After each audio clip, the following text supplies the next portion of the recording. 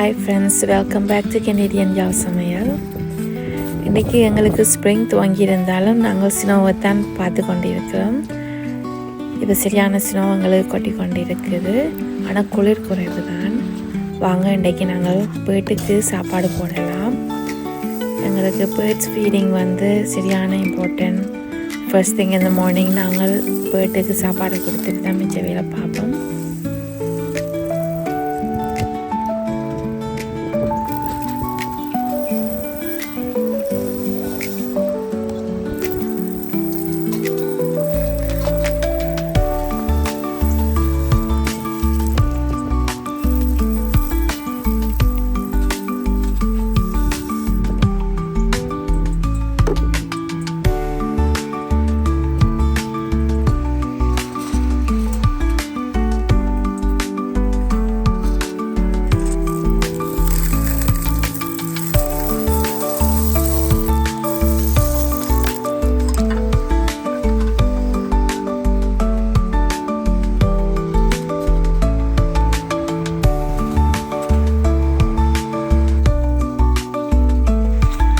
இப்போ பார்த்தீங்கன்னா இந்த சினோவெல்லாம் சரியான ஒரு ஸ்லஷியாக வந்துட்டுது.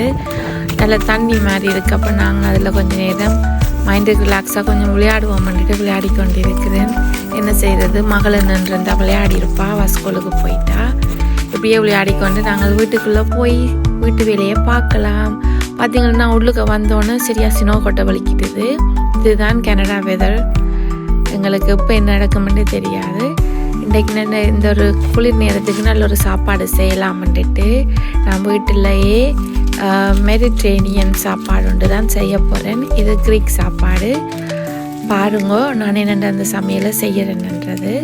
இது நான் கொஸ்கோவில் லேம்ப் வாங்கினேன். நான் அதைத்தான் நான் இப்போ சின்ன சின்ன பீஸாக வெட்டி எடுக்க போகிறேன்.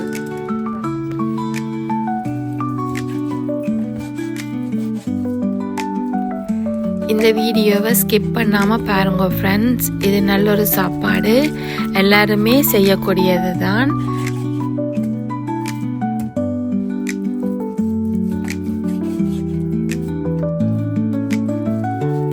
இந்த வீடியோ பார்த்து எனக்கு சப்போர்ட் தர எல்லா சப்ஸ்கிரைபர்ஸுக்கும் ரொம்ப நன்றி. நீங்கள் இந்த வீடியோ பார்த்து கூட சப்ஸ்கிரைப் பண்ணி ஷேர் பண்ணி லைக் பண்ணினா தான் எனக்கும் ஒரு என்கரேஜ்மெண்ட்டாக இருக்கும். என்ன நிறைய வீடியோ உங்களுக்கு நான் போடலாம்ன்றது செய்ய தக்கனையாகவும் எனக்கு இருக்கும். அதனால் நீங்கள் வீடியோ பார்த்துட்டு அப்படியே விடாமல் சப்ஸ்கிரைப் பண்ணிவிட்டு பாருங்கள். எனக்கு ஒரு விதத்தில் சப்போர்ட்டாக இருக்கும். இனி நாங்கள் வெட்டியெல்லாம் க்ளீன் பண்ணிட்டோம். இனி நாங்கள் இது கேட்ட இட்டாலியன் ஹெர்ப்ஸ், அதாவது இது கேட்ட சீசனிங் செய்ய போகிறோம். அதுக்கு நான் garlic powder, Italian herbs, paprika எல்லாம் போட்டு இதுக்கு சீசன் பண்ணி மேரினேட் பண்ணி வைக்க போகிறோம்.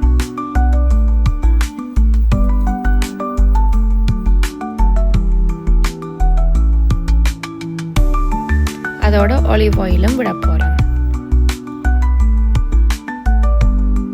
இனி எல்லாம் வடிவாக மிக்ஸ் பண்ணி எடுக்கலாம்.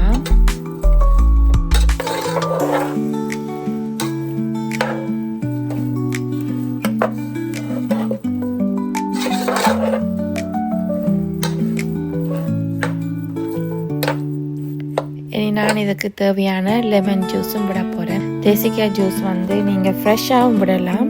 நான் இப்படி பாட்டிலில் வண்டி வச்சுருக்கிறேன். அது எனக்கு ஈஸியாக இருக்கிறபடியாக அதையும் நான் விடுறேன். ஒரு ஸ்பூன் விட்டால் காணும். அதோட நீங்கள் க்ரீக் யோகர்ட்டும் போடலாம்.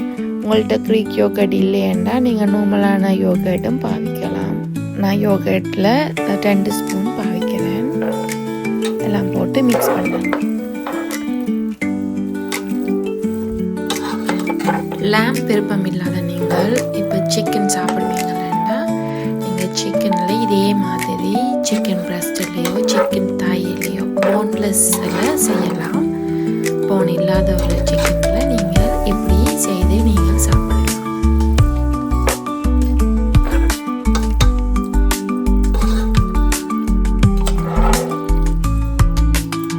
எல்லாம் வடிவாக மிக்ஸ் பண்ணி எடுத்தாச்சு. நாங்கள் ஒரு 30 minutes ஒரு 30 நிமிஷம் மேரினேட் பண்ணலாம். அதுக்கு நாங்கள் பூ இப்படி ஒரு குச்சி மாதிரி நான் எடுத்து வச்சிருக்கிறேன். அதில் நாங்கள் எல்லாத்தையும் குத்தி எடுக்கலாம் கம்பியில்.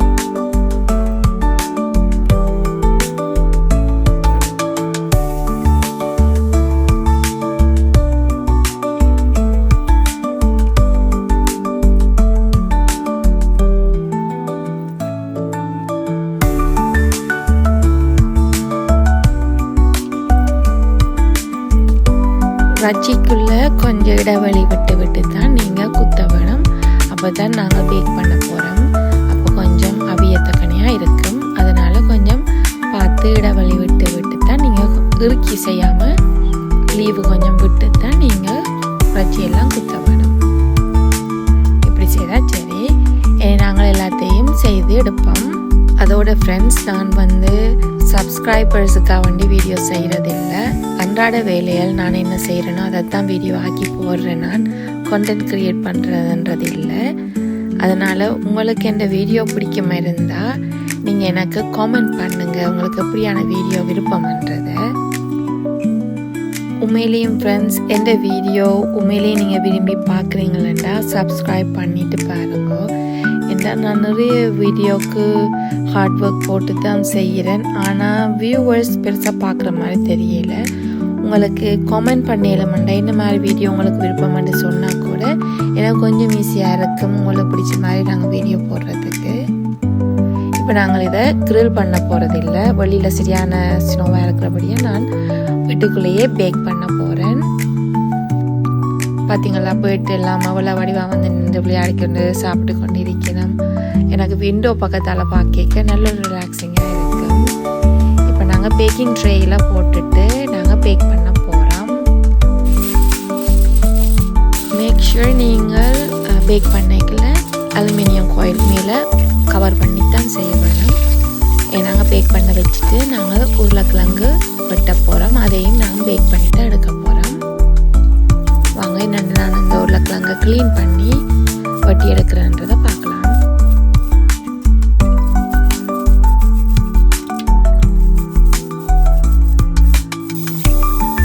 உருளைக்கிழங்கை நான் வடிவாக தோலோடு தான் போட போனேன். அப்போ நல்லா வடிவாக ஸ்க்ரப் பண்ணி கழுவிட்டேன்.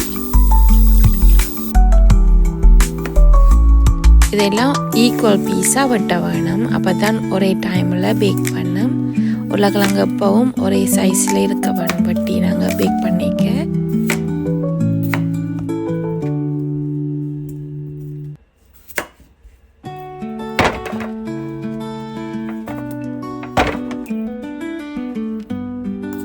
இப்போ நான் போகிற சீசனிங் வெஜிடபிள் சீசனிங்.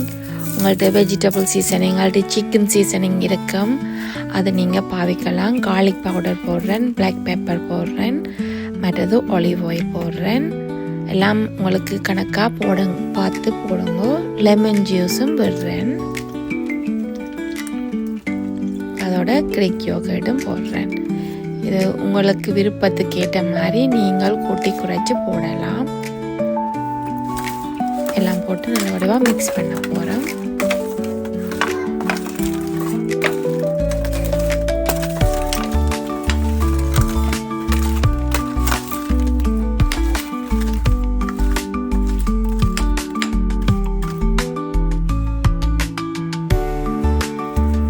இப்போ நான் போடுறது ஒரிகானோ. இது எல்லா மெடிட்டரேனியன் ஃபுட்டுக்கு, க்ரீக் ஃபுட்டுக்கு கூட பாவிக்கிற சீசனிங். எல்லாத்தையும் நாங்கள் ஆல்கன் பேப்பரால் நாங்கள் வடிவாக கவர் பண்ணிவிட்டு பேக் பண்ண போகிறோம். அது பேக் பண்ணி கொண்டு இருக்கட்டும். நாங்கள் வெஜிடபிள் ஸ்டர் ஃப்ரை செய்ய போகிறோம். அதுக்கான asparagus, zucchini, green beans, colour pepper இவ்வளோத்தையும் போட்டு தான் நான் இந்த வெஜிடபிள் மிக்ஸ் செய்ய போகிறேன். நாங்கள் இந்த ஆஸ்பரகஸை அப்படி வளைக்கேக்கில் இடையில முறியும். அதுதான் சைஸ். அந்த ரைட் சைஸுக்கு நாங்கள் அதை முறித்து எடுக்க போகிறோம்.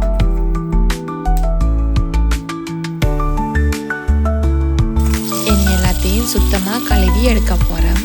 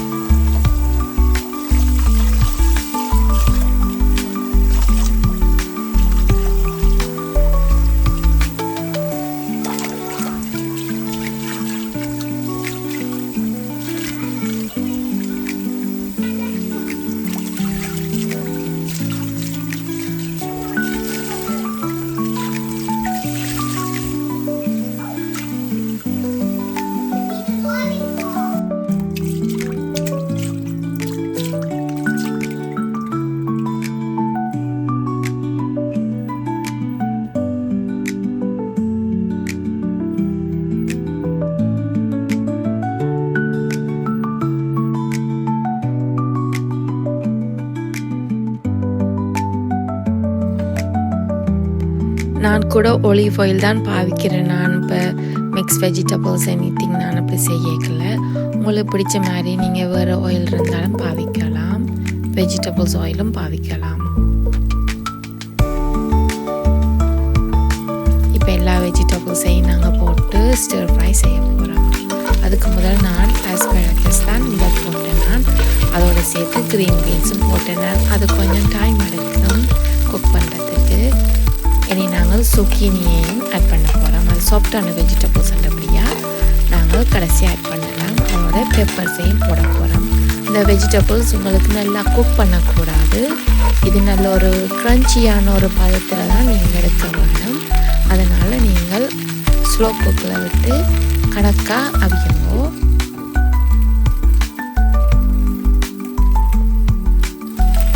இப்போ ஒரு 5 மினிட்ஸுக்கு மேலே ஆயிடுச்சு. இனி நாங்கள் இதுக்கு சீசன் பண்ண போகிறோம். இது உங்களுக்கு பிடிச்ச மாதிரி சீசனிங் போடலாம். நான் இதுக்கு போட போகிறது வந்து கார்லிக் பவுடர். உங்களுக்கு ஃப்ரெஷ் கார்லிக் இருந்தாலும் போடலாம். மற்றது பிளாக் பெப்பர், இட்டாலியன் ஹெர்ப்ஸ். இது வந்து இட்டாலியன் சீசனிங் எல்லாமே அதுக்குள்ளே இருக்குது. அதுக்கான ஹெர்ப்ஸ் எல்லாமே போட்டிருப்பினோம். அப்போ நீங்கள் இட்டாலியன் சீசனிங் போட்டுட்டு மிக்ஸ் பண்ணி விடணும்.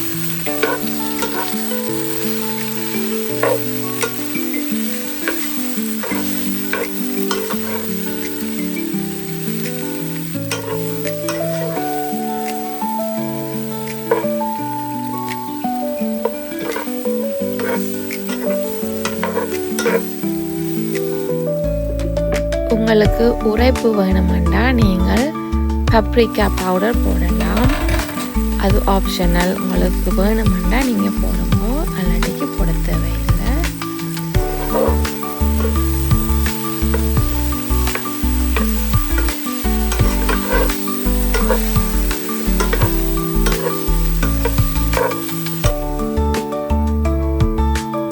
ஒரு 2 நிமிஷம் மூடி விடுங்க.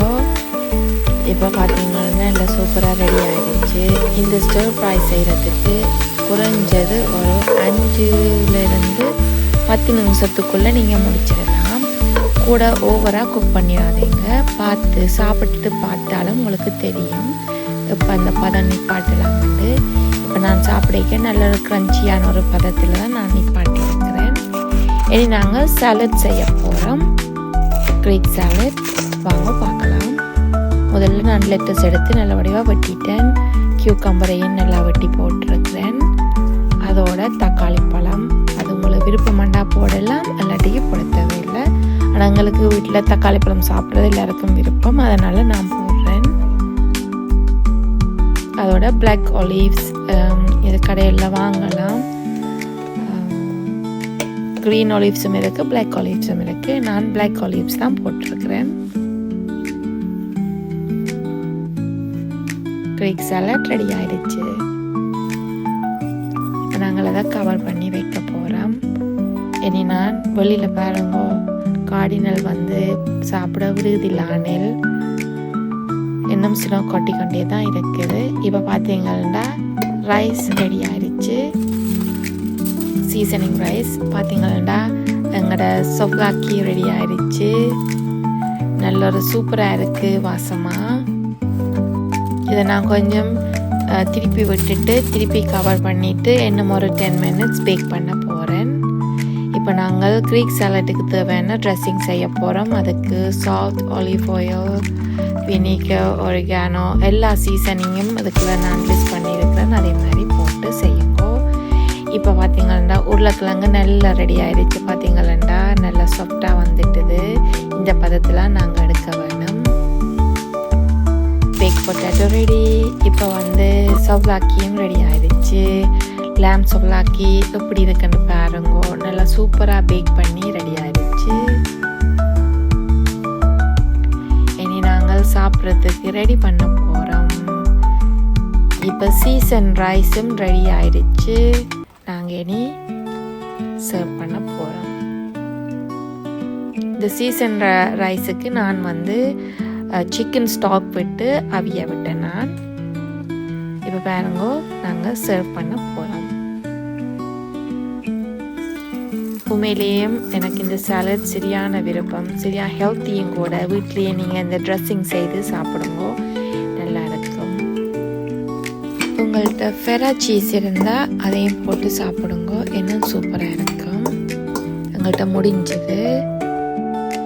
எங்களோட வீட்டில் இந்த சாப்பாடுண்டா எல்லாருக்கும் விருப்பம். பிள்ளைகள் எல்லாரும் விரும்பி சாப்பிடுவினா, எனக்கு சின்ன மகள் கூட விரும்பி சாப்பிடுவா.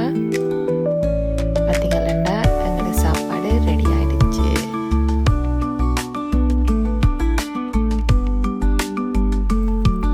இதுக்கு திசைக்கு சாஸ் விட்டு சாப்பிட்டா இன்னும் சூப்பராக இருக்கும்.